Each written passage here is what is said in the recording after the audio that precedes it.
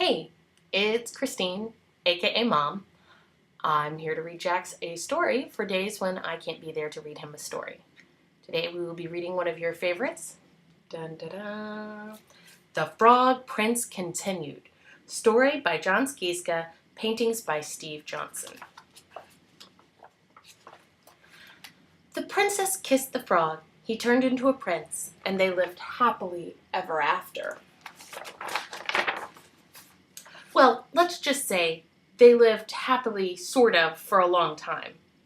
Okay, so they weren't so happy. In fact, they were miserable. Stop sticking your tongue out like that, nagged the princess. How come you never want to go down to the pond anymore, whined the prince. The prince and princess were so unhappy they didn't know what to do. I would prefer that you not hop around on the furniture, said the princess, and it might be nice if you got out of the castle every once in a while to slay a dragon or giant or whatever. The prince didn't feel like going out and slaying anything. He just felt like running away. But then he reread his book, and it said right there at the end of the story, they lived happily ever after, the end. So he stayed in the castle and drove the princess crazy. Then one day, the princess threw a perfectly awful fit. First, you keep me awake all night with your horrible croaking snore. Now I find a lily pad in your pocket. I can't believe I actually kissed your slimy frog lips. Sometimes I think we would both be better off if you were still a frog. That's when the idea hit him. The prince thought, still a frog. Yes, that's it. And he ran off into the forest looking for a witch who could turn him back into a frog. The prince hadn't gotten far when he ran into just the person he was looking for. Miss Witch, excuse me, Miss Witch, I wonder if you could help me. Say, you're not looking for a princess to kiss you, are you? Asked the witch. Oh no, I've already been kissed. I'm a frog prince. Actually, I was hoping you could turn me back into a frog. Are you sure you're not looking for a beautiful sleeping princess to kiss and wake up?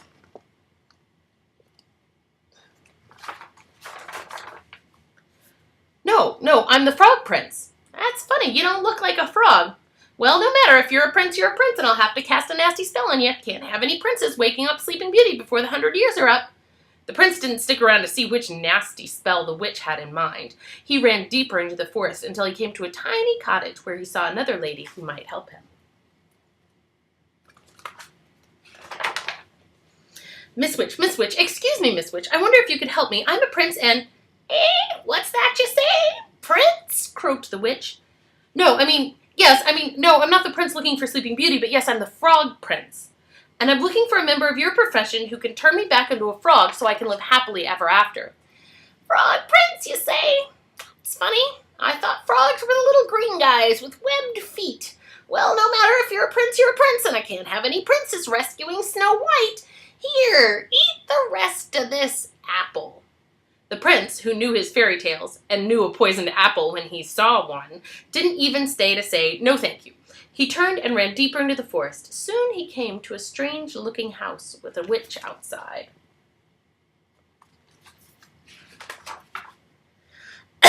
Miss Witch, excuse me, Miss Witch. I was wondering if you could help me. I'm the frog. You're a frog, I'm the king of France, said the witch. No, I'm not a frog, I'm the frog prince, but I need a witch who can turn me back into a frog so I can live happily ever after. Can you do it? Said the prince in one long breath. The witch eyed the prince and licked her rather plump lips. Why, of course, dearie, come right in. Maybe I can fit you in for lunch. The prince stopped on the slightly gummy steps. Something about this house seemed very familiar. He broke off a corner of the windowsill and tasted it. Gingerbread.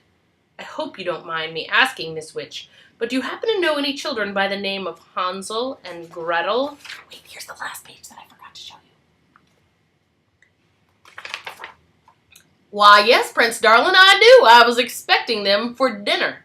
The prince, who, as we said before, knew his fairy tales, ran as fast as he could deeper into the forest. Soon he was completely lost. He saw someone standing next to a tree.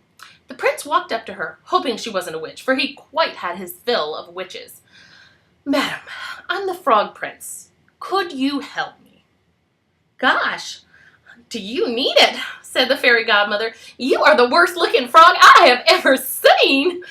"I'm not a frog, I'm the frog prince," said the prince, getting a little annoyed, "and I need someone to turn me back into a frog so I can live happily ever after." "Well, I'm on my way to see a girl in the village about going to a ball, but I suppose I could give it a try. I've never done frogs before, you know." And with that, the fairy godmother waved her magic wand and turned the prince into a beautiful carriage. The prince couldn't believe his rotten luck. The sun went down, the forest got spookier, and the prince became more and more frightened. "Oh, what an idiot I've been. I could be sitting home with the princess living happily ever after, but instead I'm stuck here in the middle of this stupid forest turned into a stupid carriage. Now I'll probably just rot and fall apart and live unhappily ever after." The prince thought these terrible, frightening kind of thoughts, and a few worse, too awful to tell, until far away in the village, the clock struck midnight. The carriage instantly turned back into his former prince self and ran by the light of the moon until he was safe inside his own castle. "Where have you been? I've been worried sick. You're 7 hours late. Your dinner is closed. You're cold. Your clothes are a mess." The prince looked at the princess, who had believed him when no one else in the world had. The princess who had actually kissed his slimy frog lips. The princess who loved him. And the prince kissed the princess. And they both turned into frogs. And they hopped off happily ever after. The end.